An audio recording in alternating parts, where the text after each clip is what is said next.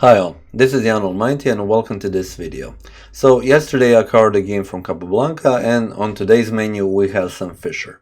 So I hope you like that, and I think what's the better way to actually come back with some Fischer games than to show you one of the games from his memorable games. So a list of 60 games, and this is the first one on the list.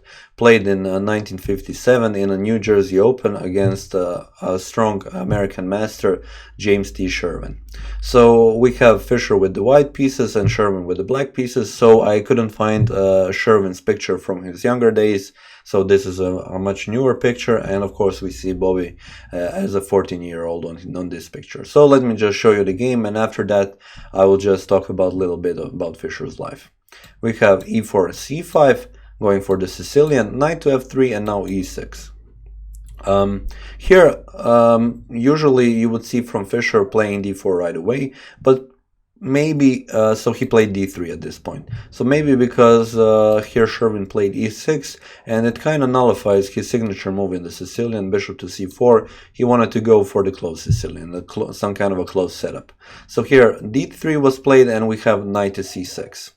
And now we have g3, knight to f6, bishop to g2, bishop to e7, and both players castle. So this is a standard setup for the closed Sicilian. You put the bishop on g2 because d3 is closing it on this diagonal, and usually now you have two plans for white.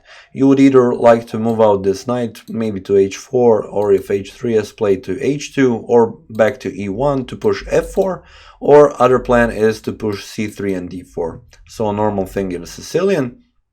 But first Fischer tried something else. He played knight from b to d2, and here on the other side black doesn't have a problem to play d5 at any point, a move that would usually like to be played in a Sicilian, or he wants to go for the expansion with rook to b8, b5, a5 on the queen side, because as you can see now, white in a closed Sicilian doesn't really do it on the queen side, and he doesn't open up the center, which brings a possibility to black to actually do it in advance.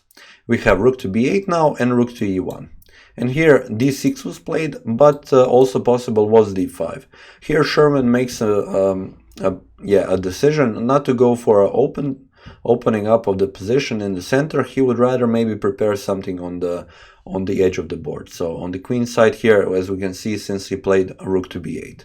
We have c3, and Fischer wants to push d4, and now we have b6.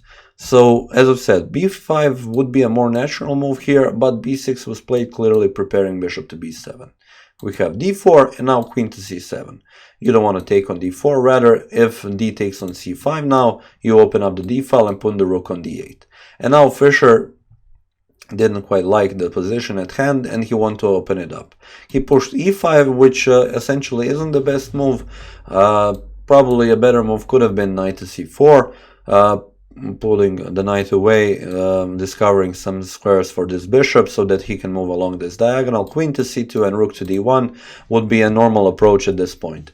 At the same time, you're always watching this weak d6 pawn, and if d5 is played, you can capture and jump with the knight on e5.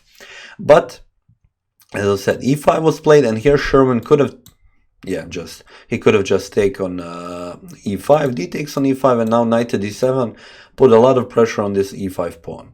But here he played knight to d5 right away, and we have e takes on d6, bishop takes on d6. Knight jumps to e4 right away. Also possible was, instead of taking on d6, c4, but okay, this is also an okay plan, going for this bishop. And now probably you would like to move this bishop away, you don't want to give it up, also the bishop pair. But here we have a very strange move by Sherwin, which is c4.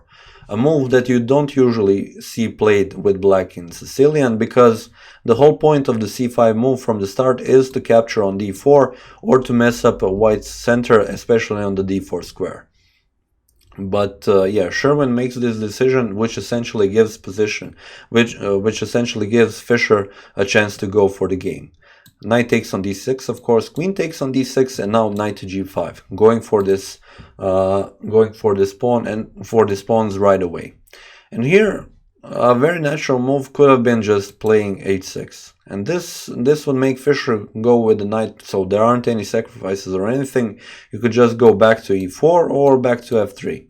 So probably would play to e4 and then queen to c7, and black doesn't have any problems. I mean, he lost the bishop pair, but he will put the bishop on b7 and try something out here. I mean, this c4 is still here as a weakness now. Yeah, I cannot really see why this move was played, but essentially you go on with the game. But instead of h6, knight from c to e7 was played. And now Fischer has his chance. We have queen to c2 threatening checkmate.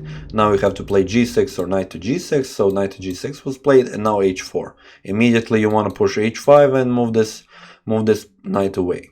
Knight to f6 to prevent h5, and here there is a move which essentially probably put this game in one of the 60 memorable games, which is knight takes on h7. A brilliant sacrifice by Fischer. And what will you do now? You can capture with the king or with the knight, or if you essentially move the rook, you will just get knight takes on f6 and you lost the pawn, and the attack is still going on. So here, if king takes on h7, you have bishop to f4 because the knight cannot capture this. Here is pinned. Queen moves and bishop just captures. When the bishop captures, you just move this bishop back. So just winning for white. Here, knight to h7 was played. Now you have h5, and if knight to e7, once again bishop to f4 idea. But here Sherwin plays knight to h4, which is the best move. Bishop to f4 and queen to d8, and now not taking, because you don't want to give up this light square bishop. In a sense, if you take, knight captures on g2, and black will have very strong light square bishop on b7, and queen to d5, he would enjoy this position very much. So here Fischer plays correctly, captures on h4. And this rook doesn't have many squares to go to. He goes to b7. He is attacked, but once again, you don't want to give up this light square bishop, because as I've said, then this dark light square bishop would be a very strong piece. Here Fischer plays correctly, he continues with the attack. We have h6 and queen captures on h4, but this is with tempo, capturing on g7. Could have played rook to d8 now, using this pawn as a defender, but Sherwin took on g7 and kind of helped Fischer to continue with his attack. A rook to e4. Queen has to move, so queen to h5, and now rook to e3, threatening rook g3 and rook h3. We have f5 and completely missing the idea of rook to h3. Queen has to move, she goes to e8, and now we have bishop to e5 check. We have knight to f6 blocking, and now queen to d2. Now the queen would very much like to come to g5. King tries to run away, but queen to g5, queen comes to e7, and now after this you have a simple bishop captures on f6, queen captures on f6, and rook to h7. As we can see, the king can only move to e8, and now after this Fischer took on f6, and now you have two possible moves. You will either capture the queen. If you do that, then just bishop captures on b7, bishop captures, and rook captures on b7. White has the whole rook, and this is a clearly winning endgame. So instead of that, Sherwin took this rook, but Fischer played bishop to c6, and in this position actually Sherwin resigned the game. And the thing is, okay, the king cannot go anywhere. You have to block, for example, with the bishop, but there is queen to e6, king to d8, bishop d7, rook d7, and queen to c4. And yeah, white has a rook for a queen and also two extra pawns. So clearly winning game.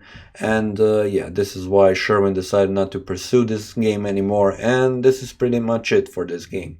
Once again, yeah, Fischer showed us his brilliant side as a youngster of 14 years. So when he was 14 years old. And I just want to come back to this position where knight to g5 was played.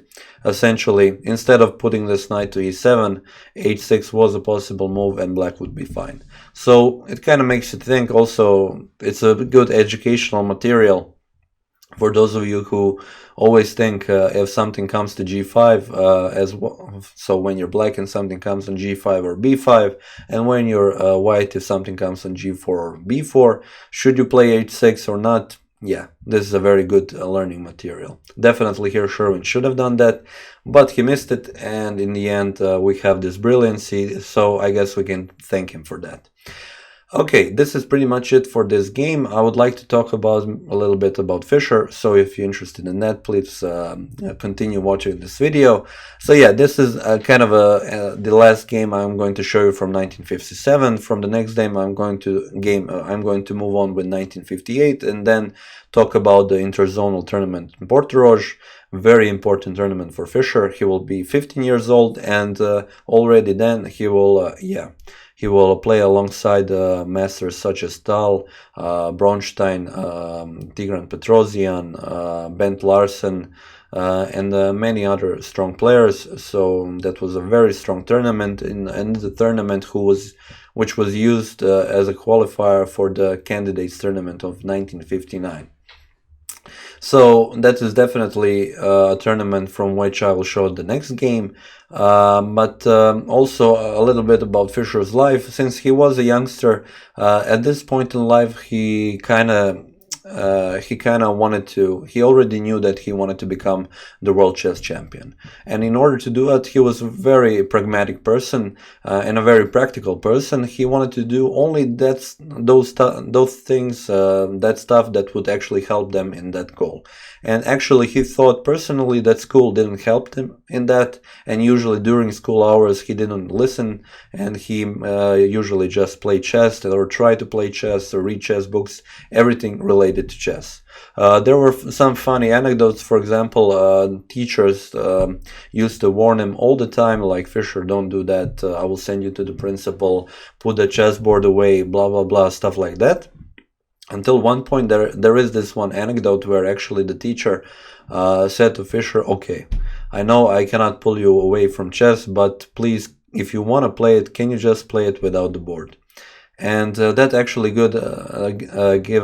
gave Fischer a really good idea, because he just put the chessboard away and went into this thing, and just everybody could see that he was actually playing in his mind, which was very extraordinary for such a young boy.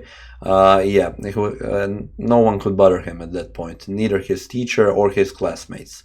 But it actually really bothered one person, which is his mother, who essentially thought in order to succeed in life you should get a good education. So she didn't quite like that he was focused on chess that much, and she actually blamed herself, because she was the one, when he was obsessed, when he was 5, 6, 7 years old, she actually put that ad in the paper, asking for some chess trainer, and also took him to the Brooklyn Chess Club to actually meet his first chess trainers, and to actually participate in that first simultaneous exhibition when Fischer started playing real chess.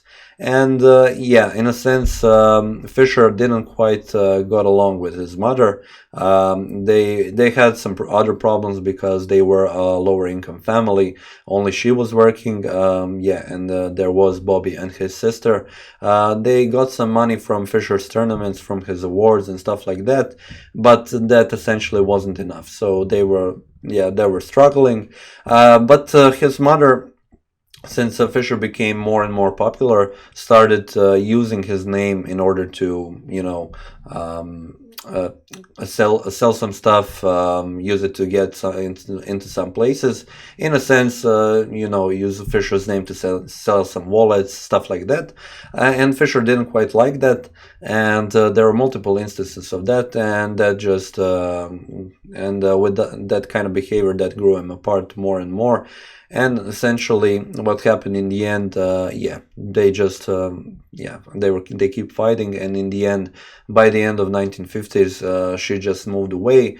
Fischer continued with his chess life, and she moved to Bronx, remarried, and stuff like that. But that didn't stop Fischer in his chess career. As I said, he was a very practical and pragmatic person.